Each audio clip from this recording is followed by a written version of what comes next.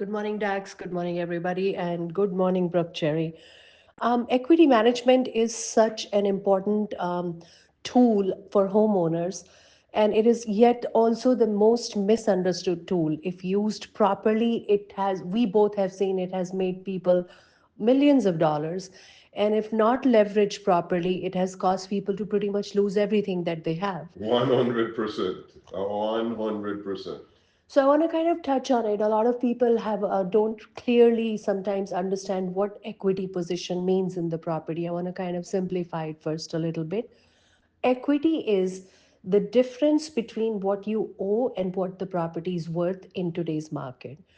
For example, if you have a property that is worth today 200,000 and you owe 100,000 on the property, that means your equity position on the property is 100,000. The difference between 200, the market value, and what you owe is how the equity is determined.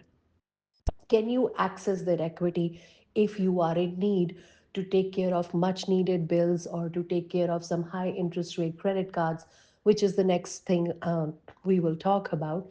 Yes, you can, depending upon how you qualify. There are several loans that are available for that.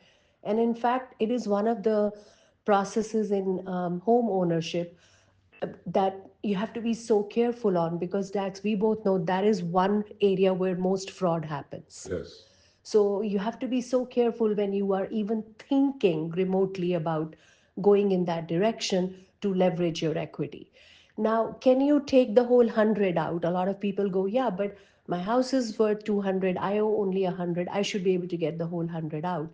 The answer is no. You are maxed at 80% of whatever the property is worth. So that's a very important part to understand. Well, you could also use a line of credit that might allow you to get to 100%. It can, but most lines right now, again, the market changes and the tools change, the offers change. But right now, 80 max 85 is what is available if you are taking it to do a cash out. Right. Why is that? First of all, what does that mean? That means if the property is worth 200, you owe 100, the maximum loan you can get is 160. Simple as that. Why do they do that? To protect you. Because the lender wants to make sure that if you take this step and takes the equity out of the property, and God forbid if something goes wrong, and you have no choice after that but still to sell, you have money to walk away with. Very important thing to understand. And these are banks are not fooling around. They are sitting here, they've calculated it, thought it through. That's how these rules have come up.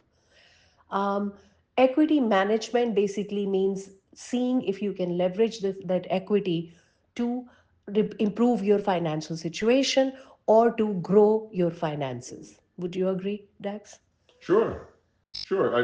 But here's the thing. The question out there is always going to be the mindset that says pay off all your debt, being debt free is the way to go.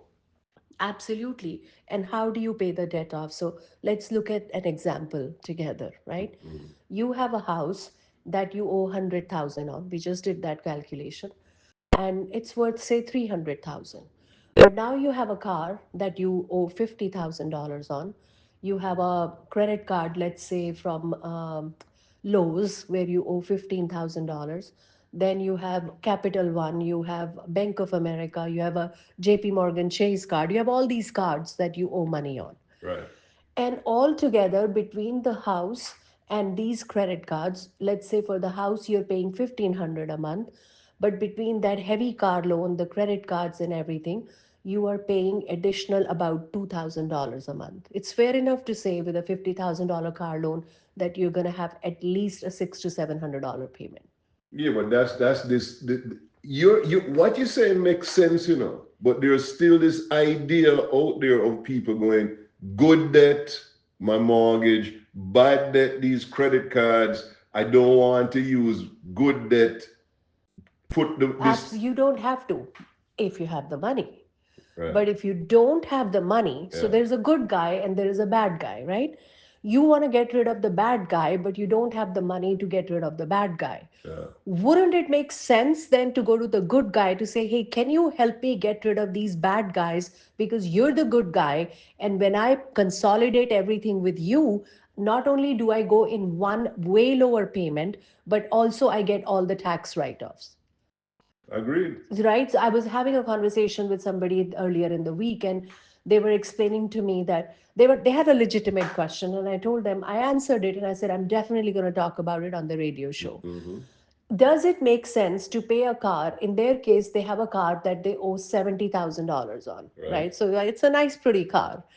And they're paying Well, 12. I have to interrupt you because the first question is, you know, do I if do I want a $70,000 car? Can I? Who really should be affording a $70,000 car? Well, see, there, if we go into that, then we would, you and me probably wouldn't do that Right. because we are in this industry, but you will have three bikes.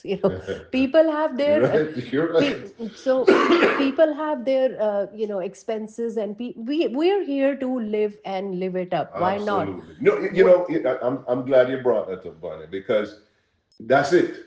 Every IBI, UBU, everybody is making a choice. For some people, taking a vacation 3 times a year, that's what life is all about. For you and I, going to the mountains in the summer, that is so important to us. So everybody has what they love. And if your car that you love and that's your passion, get your car. Nothing wrong with that at all. Nothing wrong with that. The issue happens when now you have over leveraged